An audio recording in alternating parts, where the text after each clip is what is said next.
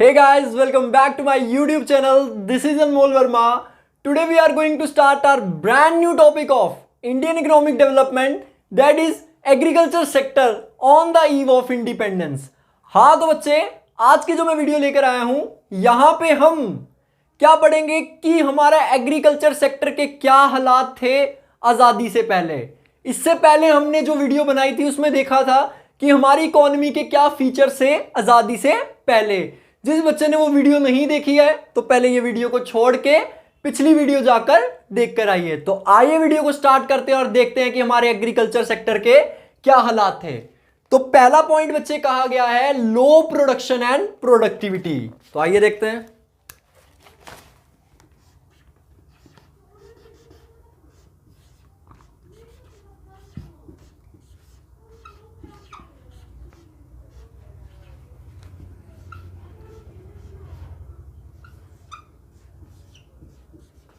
Low production and productivity.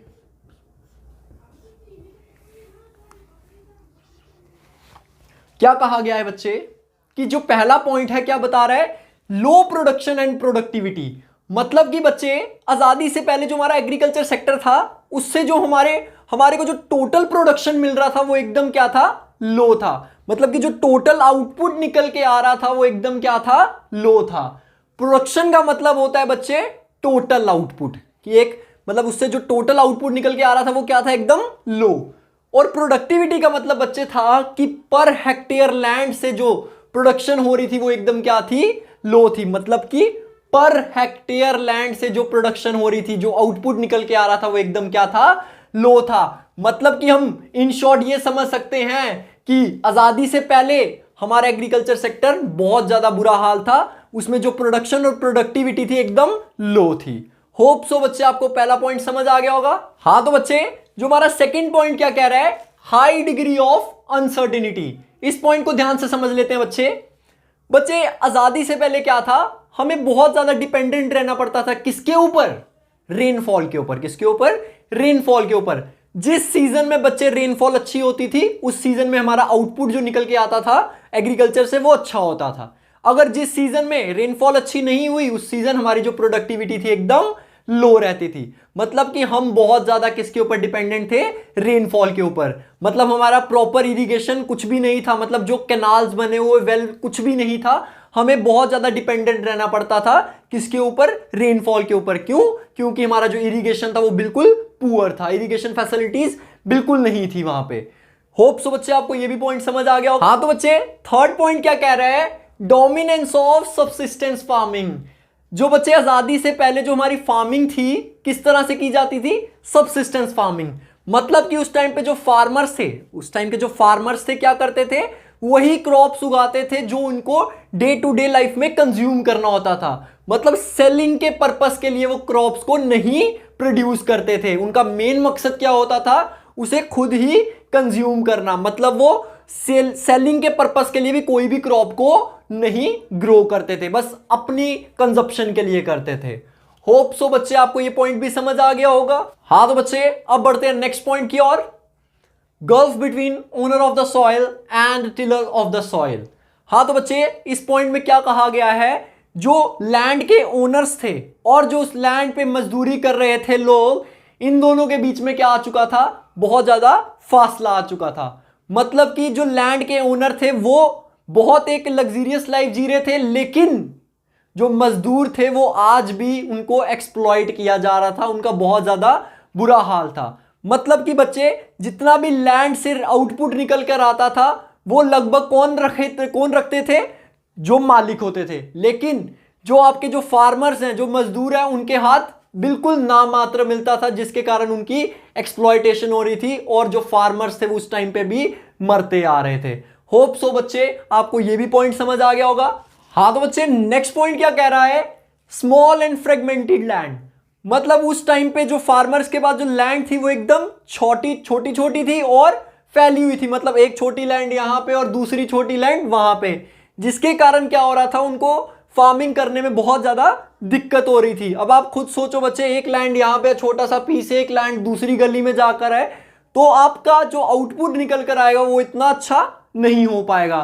तो ये भी एक बहुत ज्यादा बैड इफेक्ट था उस टाइम पे एग्रीकल्चर सेक्टर के ऊपर। ठीक है बच्चे, होप सो आपको ये भी पॉइंट समझ आ गया होगा। हाँ तो बच्चे अब बढ़ते हैं हम अपने नेक्स्ट पॉइंट की ओर, फोर्स्ड कमर्शियलाइजेशन ऑफ एग्रीकल्चर।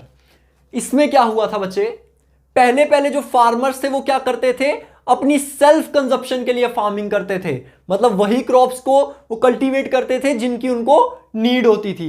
लेकिन उन्हें बाद में क्या किया गया, फोर्सफुली शिफ्ट करवाया गया, मतलब कि उसके बाद उनको क्या करना पड़ता था, वही क्रॉप्स को उनको क्या कहते हैं, कल्टीवेट करना पड़ता था जिसकी मार्केट में डिमांड होती थी। जैसे कि बच्चे इसकी जीती जागती एक एग्जांपल है, जितनी भी ब्रिटिश इंडस्ट्रीज हैं वहां पे क्या होता था, इंडिगो की जरूरत होती थी, वहां पे क्या होती थी, इंडिगो की जरूरत होती थी। तो ब्रिटिश गवर्नमेंट ने क्या किया, फार्मर से जबरदस्ती इंडिगो की क्या करवाई, कल्टीवेशन करवाई, क्योंकि उनको वहां पे नीड थी। एक तो क्या किया गया, उनको लालच दिया गया कि मतलब उनको लालच दे दिया जाता था आपको इंडिगो उगाना पड़ेगा, और दूसरी चीज उन्हें एडवांस पे कर दिया जाता था फोर्सफुली। तो उसके कारण उन्हें क्या करना पड़ा, ये क्रॉप्स को कल्टीवेट करना पड़ा, जिससे एक एडवर्स इफेक्ट पड़ा था।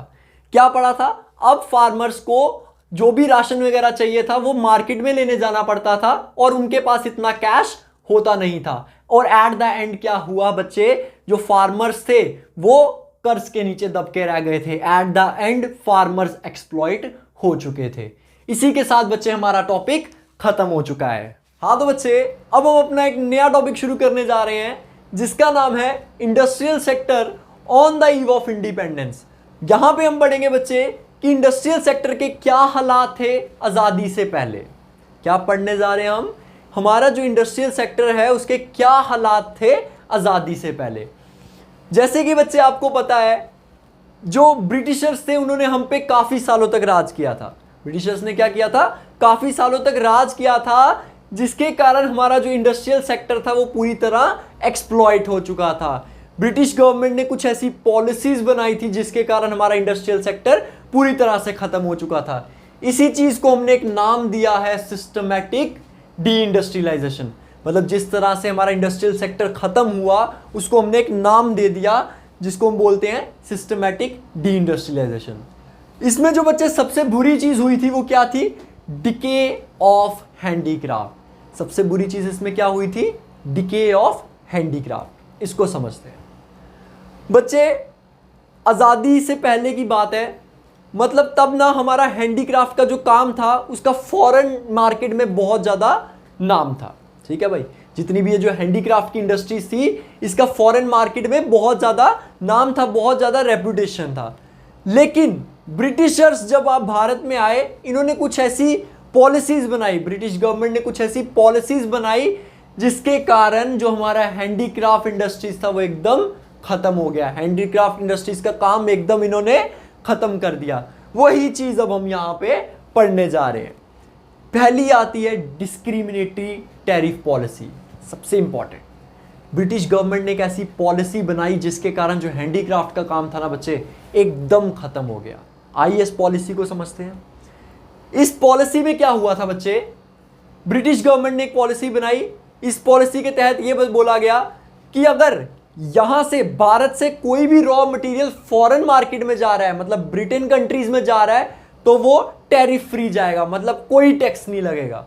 यहां से अगर कोई भी रॉ मटेरियल ब्रिटेन कंट्रीज में जाएगा उसके ऊपर कोई टैक्स नहीं लगेगा। दूसरी चीज, अगर ब्रिटेन कंट्री से कोई भी फिनिश्ड गुड यहां पर आ रहा है भारत में तो उसके ऊपर भी कोई टैक्स नहीं लगेगा। एक और बार रिपीट कर देता हूं बच्चे, अगर भारत से कोई रॉ मटेरियल ब्रिटेन कंट्रीज में जाएगा तो कोई टैक्स नहीं देना है, और अगर वहां से कोई फिनिश गुड भारत में आ रहा है तो उसके ऊपर भी कोई टैक्स नहीं देना है। इससे क्या हुआ बच्चे, जो फॉरेन से बना बनाया हुआ सामान आ रहा था वो क्या था, मशीन मेड था। वो क्या था, मशीन मेड था। जिससे क्या हुआ, हमारे भारत की मार्केट में जो वो मशीन मेड सामान आ रहा था उसकी डिमांड बढ़ गई।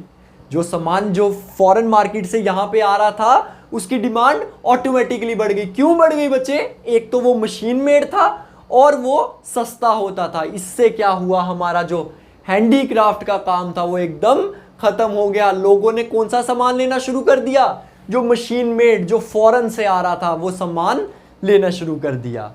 पहला था ये हमारा डिस्क्रिमिनेटरी टैरिफ पॉलिसी, जिसके कारण हमारा जो हैंडीक्राफ्ट सेक्टर था एकदम खत्म हो चुका था। Second, competition from machine made products. सीधी सी बात है बच्चे, जो भी सामान अगर फॉरेन से बनकर आ रहा था, ब्रिटेन कंट्री से बन के आ रहा था, वो मशीन मेड होता था। तो हमारे भारत में लोग सामान कैसे तैयार करते थे? हैंडीक्राफ्ट, मतलब खुद बनाते थे सामान। तो सीधी सी बात है, जो बच्चे मशीन मेड सामान होता था वो एज कंपेरेटिवली जो आपका आपका जो हैंडीक्राफ्ट है उससे काफ़ी बेहतर था। तो इससे क्या हुआ, हमारी इंडियन मार्केट में लोगों ने किसको ज़्यादा प्रेफरेंस देनी शुरू कर दी? मशीन मेड सामान को। और डिमांड किसकी बढ़ गई बच्चे? मशीन मेड सामान की डिमांड बढ़ गई थी। एक तो वो सस्ता होता था और एक बढ़िया होता था, दैट्स वाई उसकी जो डिमांड थी वो बढ़ चुकी थी। New pattern of demand. सीधी सी बात है बच्चे, मैंने आपको बताया फॉरेन मार्केट से यहाँ पे जो सामान लाया जाता था वो मशीन मेड था। वो बच्चे एज कंपेरेटिवली जो हैंडीक्राफ्ट था उससे काफ़ी ज़्यादा बेहतर होता था और सस्ता होता था। तो हमारी इकोनॉमी में, हमारी मार्केट में किसकी डिमांड ज़्यादा बढ़ गई? एक नई डिमांड आ गई, वो थी वेस्टर्न कल्चर की। किसकी? वेस्टर्न कल्चर की। जैसे आज हम ये पैंट शर्ट्स वगैरह पहन रहे हैं, ये किनकी बदौलत आई है? ये ब्रिटेन की बदौलत आ चुकी है। तो एक नई डिमांड आया था, एक नई पैटर्न ऑफ डिमांड हमारी मार्केट में उस टाइम आ चुकी थी। नेक्स्ट आता है इंट्रोडक्शन ऑफ रेलवेज। इसको समझते हैं बच्चे। ब्रिटिशर्स ने एक अच्छा काम क्या किया था कि रेलवेज को हमारे भारत में लाया था, लेकिन उसका भी इन्होंने बहुत गलत तरीके से इस्तेमाल किया बच्चे। इन्होंने क्या किया, यहां से जितना भी रॉ मटेरियल होता था वो क्या करते थे? रेलवेज के थ्रू ब्रिटेन कंट्रीज में भेजते थे, और वहां से जितना भी फिनिश सामान होता था वो भी रेलवेज के थ्रू हमारे भारत में आता था। इस तरीके से बच्चे इन्होंने जो हमारा हैंडीक्राफ्ट का काम था वो एकदम खत्म कर दिया था। लोगों ने फिर क्या करना शुरू किया? जितने भी मशीन मेड सामान थे वो लेने शुरू कर दिए थे। तो बच्चे ये हो चुका है हमारा डिके ऑफ हैंडीक्राफ्ट। अब बढ़ते हैं बच्चे नेक्स्ट पॉइंट की ओर, bleak growth of modern industries. बच्चे जब आपका ये जो ब्रिटिशर्स ने हम पे राज किया था उस टाइम पे क्या था, हमारे जो इंडस्ट्रियल सेक्टर था उसमें बहुत कम ग्रोथ देखी गई थी। क्या? बहुत कम ग्रोथ देखी गई थी। जैसे कि बच्चे there was no capital good industries. उस टाइम पे बच्चे हमारे पास ऐसी कोई इंडस्ट्रीज नहीं थी जो कैपिटल गुड्स प्रोड्यूस करती थी। तो हमें क्या करना पड़ता था बच्चे? फॉरेन कंट्री से कैपिटल गुड्स मंगवाने पड़ते थे, पहली चीज। दूसरी चीज, only some industries were established by private entrepreneurs like Tata iron and steel. बच्चे उस टाइम पे जितनी भी मॉडर्न इंडस्ट्री थी बहुत कम थी, बहुत रेयर थी, बहुत एक गिनी चुनी होती थी, जिसमें से एक थी आपकी टाटा आयरन एंड स्टील्स। इस तरह से हमने समझा बच्चे कि क्या हालात थे हमारे इंडस्ट्रियल सेक्टर के आजादी से पहले। होप सो बच्चे आपको समझ आ गया होगा।